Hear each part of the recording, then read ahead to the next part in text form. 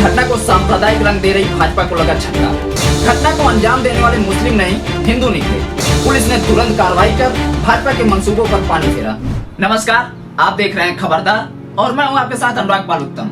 लखीमपुर और हाथरस जैसी घटनाओं पर चुप रहने वाली भारतीय जनता पार्टी अचानक एक्टिव मोड में आ गई।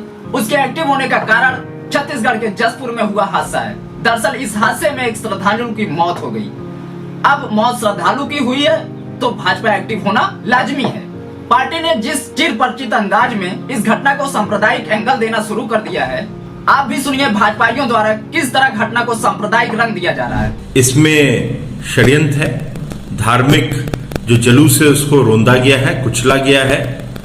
मगर विषय एक और आता है क्योंकि राजनीति कांग्रेस के लोगों ने करी है अधिकांश, तो कांग्रेस के जो भाई बहन हैं वो वहां पर कब जा रहे हैं, आज ही रवाना हो रहे हैं या नहीं हो रहे हैं, इसकी जानकारी उनको देनी चाहिए। और साथ ही साथ जिनको धरने पे बैठने का शौक है, वो एयरपोर्ट पे ही धरने पे बैठते थे, वो क्या धरने पे उनके मुख्यमंत्री छत्तीसगढ़ के बैठने वाले हैं या नहीं बैठने वाले हैं। यह है उत्तर प्रदेश सरकार में मंत्री सिद्धार्थनाथ सिंह दावा कर रहे हैं कि जसपुर में धार्मिक जुलूस को साजिश के तहत कुचला गया। वो अपने सांप्रदायिकता में डूबे दावों को पूरी मजबूती के साथ रखते हुए कांग्रेस को चुनौती बन रहे हैं।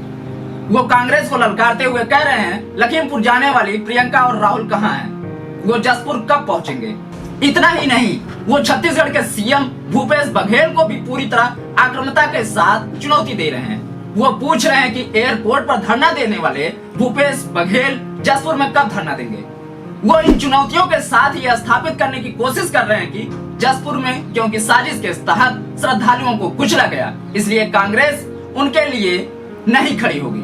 वह घटना को हिंदू और मुस्लिम का एंगल देते हुए कांग्रेस को हिंदू विरोधी बताना चाहते हैं। लेकिन यहाँ सवाल यह है कि स्वघोषित हिंदू रक्षक बीजेपी के नेता खुद हादसे के पीड़ितों के लिए क्या कर रहे हैं? क्या बीजेपी के नेताओं ने पीड़ितों से मुलाकात की है? क्या बीजेपी की ओर से पीड़ितों के लिए किसी तरह की मुआवजे की घोषणा की गई है? यानी जिन दावों के जरिए बीजेपी कांग्रेस को हिंदू विरोधी बता रही है, उसको वो खुद भी अंजाम नहीं दे रही है। यानी बीजेपी नेता सिद्धार्थनाथ सिंह की कसौटी के मुताबिक बीजेपी भी हिंदू विरोधी हो गई है। ये बात तो हो गई मंत्री जी के दांव की। अब जरा घटना क्या थी और इसे क्यों सांप्रदायिक रंग दिया जा रहा है, इसे भी समझ लेते हैं। दरअसल बीते कल जसपुर के पलथल गांव में दुर्गा प्रतिमा विसर्जन के लिए जुलूस निकाला जा रहा था। तभी मध्य प्रदेश नंबर की एक जाइलो कार तेजी रफ्तार से वहां पहुंची और जुलूस को रौंदते हुए निकल गई। चूंकि गाड़ी श्रद्धालुओं पर चढ़ी थी तो इसे सांप्रदायिक रंग दिया जाने लगा। सोशल मीडिया पर यह दावे किए जाने लगे श्रद्धालुओं को मुसलमानों ने रौंद दिया। लेकिन ऐसा दावा कर माहौल को बिगाड़ने को छत्तीसगढ़ पुलिस की कार्रवाई ने बड़ा झटका दिया। छत्तीसगढ़ पुलिस ने मामले में त्वरित कार्रवाई करते हुए श्रद्धालुओं को रौंदने वाली गाड़ी को उसमें बैठे लोगों को पकड़ लिया। पुलिस की इस कार्रवाई से पता चला कि जिस गाड़ी ने श्रद्धालुओं को रौंदा उसमें भारी तादाद में गांजा भरा हुआ था और गाड़ी में बैठे लोग मुस्लिम समाज के नहीं बल्कि हिंदू थे। पुलिस ने बिना देरी के दोनों आरोपी बबलू विश्वकर्मा और शिशुपाल साहू को गिरफ्तार कर लिया। पुलिस की इस कार्रवाई ने बीजेपी के उस हमले पर भी अंकुश लगा दिया जिसमें मामले की तुलना लखीमपुर घटना से करते हुए कांग्रेस को कटघरे में खड़ा किया जा रहा था। बीजेपी नेताओं द्वारा कांग्रेस पर सवाल खड़े करते हुए पूछा जा रहा था कि जसपुर के पीड़ितों को न्याय दिलाने के लिए कांग्रेस क्या कर रही है? कांग्रेसी नेता लखीमपुर की तरह क्यों धरना नहीं दे रहे हैं? लखीमपुर की घटना में कांग्रेसी नेताओं ने पीड़ित किसानों को न्याय दिलाने के लिए अपनी आवाज बुलंद की थी। दरअसल लखीमपुर की घटना में आरोपियों की गिरफ्तारी नहीं हुई थी।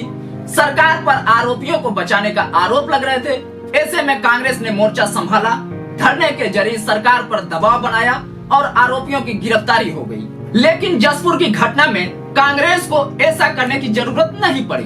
कांग्रेस धरना देती उससे पहले ही आरोपियों को गिरफ्तार कर लिया गया।